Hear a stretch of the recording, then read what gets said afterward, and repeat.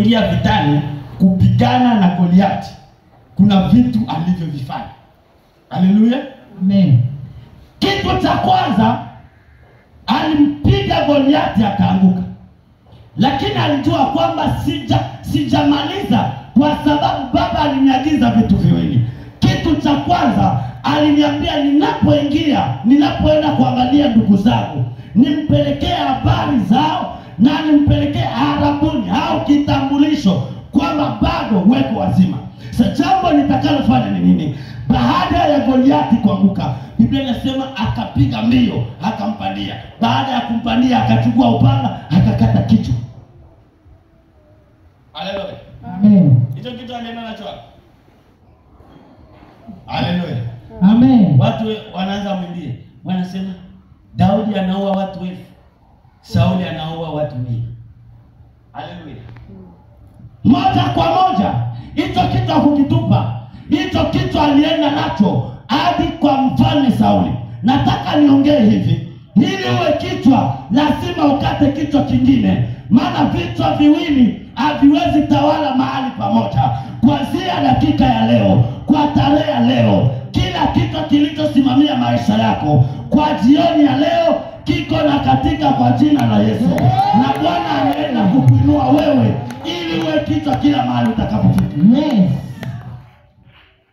Kuna vitu ambavyo hautafikia kama hivyo vitu hautakomesha. Amen. Sauli ndiye aliyemruhusu Daudi aenda pigana. Ni vile, lakini cha ajabu Sauli anamuita Abneri, jemadari wa jeshi lake, anamuuliza huyu ni mtoto wa nani? Kwa nini akuuliza jina lake nani? Ina maana kwamba hiyo wakati pressure ya mfalme Sauli alikuwa tayari amemsahau. Haleluya. Amen. Amemsahau. Unajua kuna wakati mwingine Mungu anapokutendea, maadui wanapokuona kwa namna walivyotazamia uwe, wanakamatikaka na pressure hadi wamekusahau. Ni yule ambaye tuliyemloga jana, ni yule tuliyemfunga, ni yule ambaye tulitaka awe katika maisha ya kilio, maisha ya machozi, maisha ya kuzara. Ni yule ambaye sisi tuliyemweka katika majivu ili asinanuke. Ni yule ambaye sisi tulitaka siku zote ategemee msaada kwetu. Akauliza, huyu ni mtoto wa nani? Akasema, huyu ni mtoto wa Yesu. Haleluya. Amen. Mbethlehemu.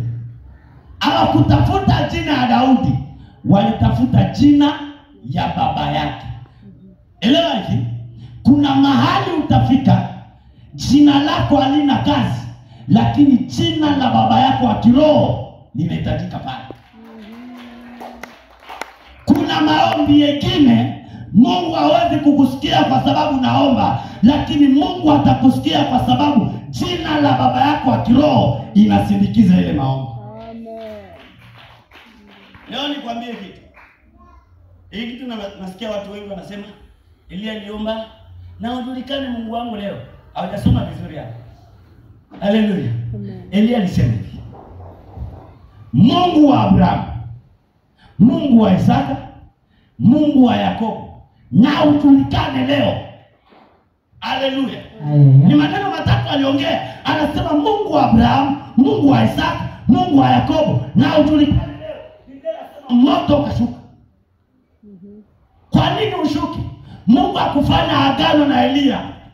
Wapi Biblia inasema Mungu alifanya agano na Elia? Hakuna.